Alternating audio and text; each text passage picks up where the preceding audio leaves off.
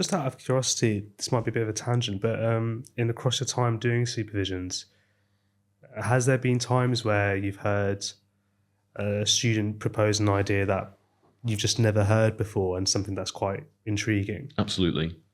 I mean, it's one of the things I enjoy about it, that you are frequently surprised by things students say, or the tack they have taken through it.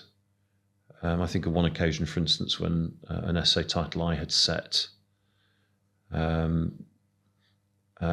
expecting students to engage with the reading I had set for the course.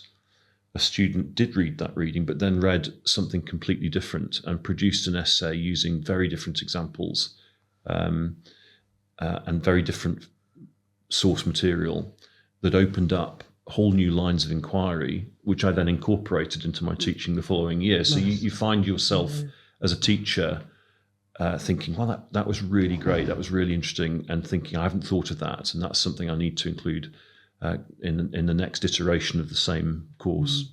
No, that sounds really, really cool and really exciting. How often is it that, because students, they're young and they wouldn't have read everything in the world naturally. How often is it that students have like a original idea, or they say something new in their own words, and then finds that that's been said, something similar has been said by someone who's quite renowned in the literature? Yeah, well, of course, I mean, as I said earlier in our conversation, we're dealing with 2,000 to 3,000 years of thought, and very often the people thinking theologically or philosophically about religion were some of the finest minds of their age. So, of course, for a student to try and get on top of a tradition that is as deep as that and has been thought through with such acuity and insight in the past, it is often quite hard to think of new things to say. But of course, the world's always changing, and therefore, as the world changes, the questions that are raised change. Thomas Aquinas, for instance, writing in the Middle Ages, did not think a huge amount about the influence of gender on theology. Contemporary theologians are very interested in questions around gender and issues of how one's personal identity shapes or contributes or inflects the way that you experience religion and practice it. So, in every generation, people writing through all these different methods of study are having to think again through new methodologies, and also to think about new questions that each generation is asking. One I interviewed yesterday for a postgraduate course, which is in religion and conflict, one of the MPhil tracks, the Master of Philosophy tracks that the department runs. And as we know from the world that we live in, we're particularly challenged at the moment by a couple of different places in the world where there is profound conflict in which religion plays a role. I mean, I think you can argue one way or the other whether religion is a driving role, plays a prime role, or whether it's a factor. But certainly, if you want to understand what's happening in the Middle East at the moment, religion is a factor in that conflict. Well, that raises questions that earlier generations haven't asked in quite the same way. So I think that the material is always changing. Nice. So I think there was like two things I heard there, that times are always changing. So responding to our contemporary moment is inherently new, and then there are opportunities for people to produce new work or original work. I was quite curious about the other thing you were saying about how the theology has been something that's people have been thinking about for thousands of years, but also in your supervisions, you've heard students come up with original ideas that you've never heard before, and to have that moment of creativity where you think of something original, is that something that you think students can consciously try to create, or is that something that happens by itself? I mean, if you could teach it, you'd bottle it, wouldn't you, and sell it? So if I could always tell students one tries. So if I've just been doing a set of revision supervisions for students preparing for final examinations in one of the courses or papers that I teach, and students, of course, want to do well. They want to get as high a mark as they possibly can. But and if I knew how to do that, they would all get firsts because you just teach it. But it just doesn't happen that way. It's interesting when as a marker, somebody marking these papers, 9 times out of 10, perhaps even a higher percentage than that, 95 times out of 100, you can identify very quickly roughly which class mark an essay falls in. There's something, and it's objective because when you mark, you find that more often than not, you're very close to what the second marker, the other marker who's independently reviewing the same work, sees as well. So I find that very interesting, that there's something, you think about marking, you think there's always going to be some subjective element, but in fact, more often than not, you're coming in so close to another marker that you're clearly seeing something that is objectively there in the work. And I can't always put my finger on what that is, even though there are extensive criteria guiding markers in how to identify where it belongs, what mark to give it. A lot of it, with experience, you can just spot in an essay. Yeah. But whether you can help students think more clearly, for sure, and you can tell them something that they've missed out, or a perspective that is absent from their essay. You can point out very occasional factual mistakes and so on. But whether you can teach somebody to think originally, I don't know. I'm not even sure I can think originally myself. Yeah. But are supervisions a place where people surprise themselves with what they say? Oh, absolutely. Absolutely. Yeah. And I think one of the things I love doing, particularly with third year students, is just that, where students who in the final year of their course suddenly relax into it and become confident. They're released to be confident about their own viewpoints, so that instead of doing what they had been taught to do at A-level, which is to rehearse two or three contrasting perspectives on a topic, instead of that, they're shaping an essay to make their own argument. And I absolutely love to see that. It's not an everyday occurrence, but a significant percentage of students, one teaches, develop to a point when they exceed your capacities as a teacher, and you can see students going in directions that are completely unexpected and fresh. And that is exciting, and it's exciting to hear that supervisions facilitate those kind of moments, and it's refreshing. It's refreshing and hopeful to hear that from yourself, that you've heard from students original things in a topic that's been done for such a long time. I think students sometimes too have personal experiences which contribute. So one of the courses I teach includes one essay topic, a couple of lectures, an essay topic on disability. So I'm reflecting on issues of how sickness and disability have been treated within Christian thought, particularly how they're dealt with in the Bible, whether there's a single perspective or multiple perspectives and so on. And then particularly in the 20th century, a lot of writing around the area of disability, and people thinking theologically about how to understand disability, how to address the challenges faced by people with disabilities and so on. Well, one of the students I taught this year has a brother with Down syndrome, and we talked in supervision about how that experience contributed to his perspective on disability, and have been able to reflect on, and in consequence of that, he's been able to include in his own thinking how his experience of his brother has led him to think about how Christians ought to teach, and Christians and others ought to reflect and work with and live with and welcome people with disabilities.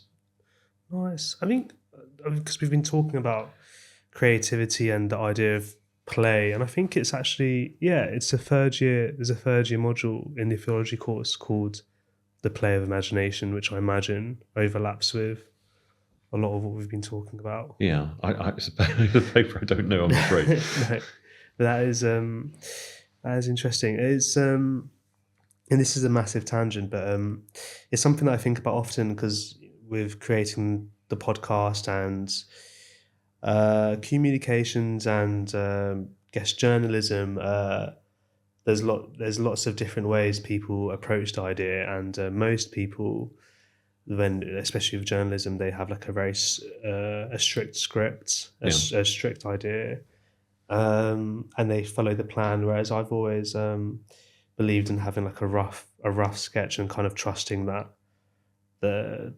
process and see what happens. And I think creating an environment where people can be open and speak freely, then you do have these very authentic and new and genuine moments, which if you try too hard, if it's too contrived, it's difficult, which I can imagine is... Well, it's both and, isn't it? It's both and rather than either or. Yeah. So the imagination can sometimes play a role, but then you also have to have a relationship to evidence. One of the kind of misapprehensions, I think widespread misapprehensions in contemporary culture about religion, about what religious people, how religious people think, is that it's basically made up as you go along, that it's based entirely on criteria of imagination. And that is simply not the case. Most religious believers have norms to which they feel accountable. In the case of Christians, there's a particular understanding of the role of Scripture or the Bible in shaping both practice and belief, for example. And how that's done is something that's very hotly debated. So there is no single way in which Christians do that. That's to say, use the Bible to shape their belief and practice. But that the Bible plays a key role in shaping belief and practice is very clear for most Christians. So I think that the relationship between so for me, theology is a human practice, which is a practice of reasoning, and imagination can play an important role in partnership with that reasoning. But it's a form of reasoning which must always follow certain... I mean, it's a discipline. You have to follow certain practices that are recognizable in discipline. And these are practices of the way you argue, and the same practices an historian might follow in providing evidence for the argument that you're making. So, for example, let's take a really key figure in the Christian tradition like Paul. We do know quite a lot about Paul because we have some of his writings. We have things that we know quite certainly were written by him. There are a few other texts in the New Testament which may or may not have been written by Paul, and some which probably weren't, which are attributed to him. But we know that there are certain texts which are his. So we do know quite a lot of information about him. We know, for example, that he was Jewish. You can't undo that as a piece of evidence. No. So it's not really a form of reasoning which is unconnected to an evidential basis. So am I right in thinking the student is in a very strong position in approaching their theology course if they're diligent and study well, but also are quite open to their creative side and being able to tap into both? I hope so. I mean, as I say, I think it takes a certain amount of maturity to reach the point when you can use every aspect of everything available to you, combining the skills that you learn and your capacity for making coherent, reasoned arguments on the one hand, and using some imagination so that you can explore possibilities of bringing new perspectives. So it's a combination of each of those things, I think. Nice. Let's do one more time. This is really off-piece time. I haven't thought about it. He says in the Proslogion, this is something I heard in the podcast earlier today, but it's a text I've always loved, the Proslogion. He says an idea just kept hitting me. I couldn't get away from it. It kept hitting me. And it's clear that he's trying to make sense of something. That his mind, he didn't conjure the idea. It seems to him something that's coming from outside. And sometimes when you're approaching a question, you've got this thing which seems almost to come from outside, but probably, obviously is within your mind, but it seems to be nagging at you. Have I got that right? Is that another way of seeing that issue? Can I think of this in a different way? I think the same about disability. So I'm curious about the relationship of wounds and faith, woundedness and faith, and what woundedness contributes. And of course, that's something which you can think about in reasoned ways.